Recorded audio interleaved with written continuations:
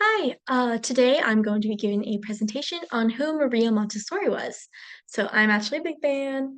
Um, so I want to, there we go.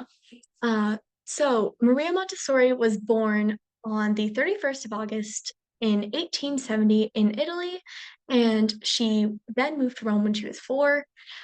She passed on May 6, 1952. This that was in the Netherlands, and she's still buried in a local church there. She was actually a doctor before she became a teacher. She was even the first woman from the University of Rome to obtain a Doctor of Medicine degree. So props to her. Uh, she worked in an asylum for children with mental disorders, which more are commonly now known as special needs or neurodivergent, and saw how the bare environments lacked any stimulation and was contributing to the mental state of these children. And this was actually one of her major inspirations for understanding how children learn and develop.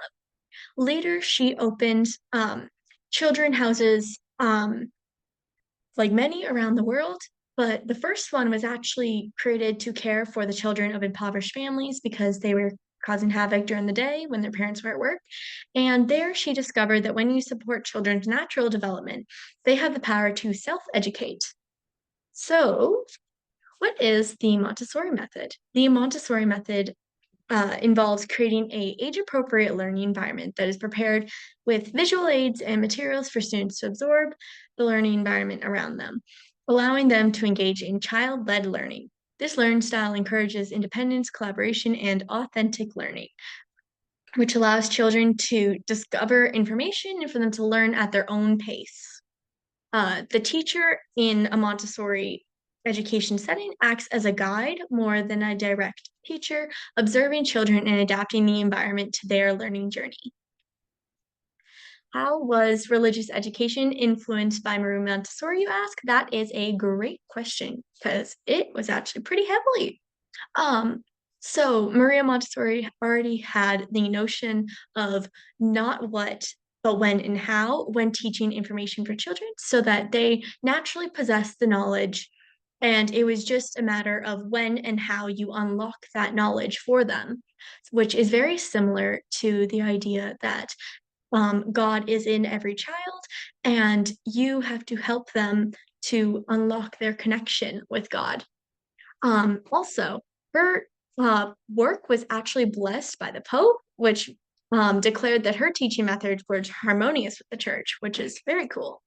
Um, and also it shares the idea that the space should be carefully selected to contain contents of what the child is going to learn, allowing them to discover this at their own pace. We still see that now, even in non-Montessori settings for religion, with how we have a prayer table that is set up for how what the children are going to learn, and we change it out. Um, in addition, um, there is my words are not wording.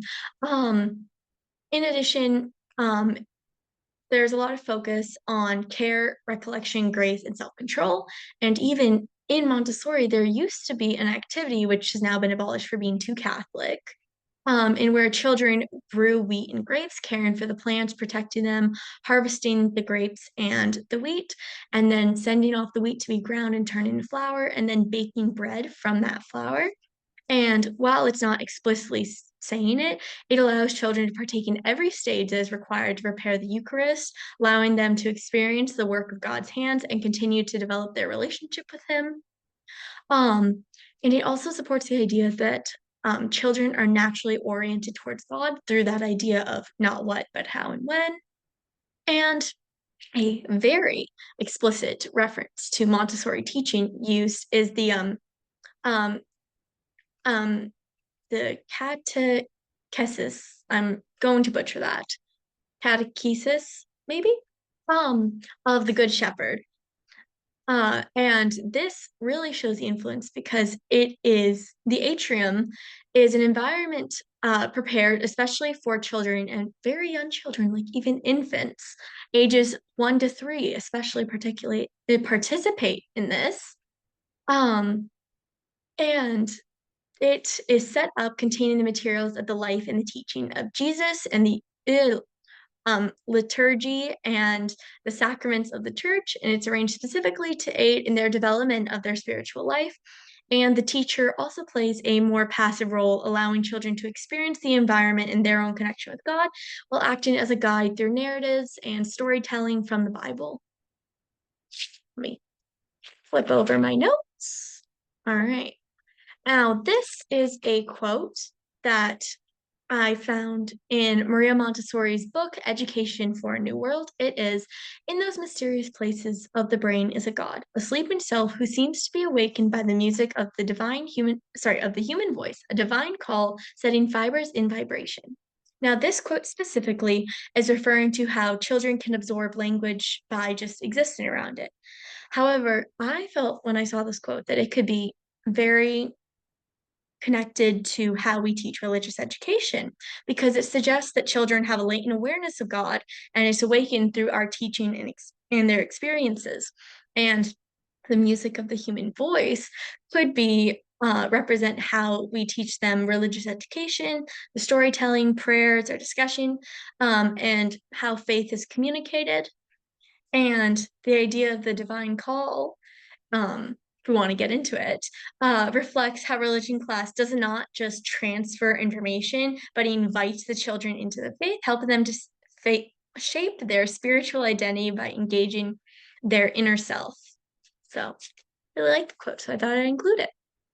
Now, for my symbol, I chose a symbol of a little plant growing out of a hand because it represents Maria Montessori's influence of religious education because her teaching style is not about forcing information on a child, but she sees education as cultivating of the children's minds, allowing them to grow to their God-given potential and develop their relationship with God at their own pace. And I like there's the little plant in there as well because it goes back to that idea that God plants the seed in every kid and we just have to help them grow it. So I really liked that. And here are my references. And also credits to Slide Mania because I did not make this slide. So thank you.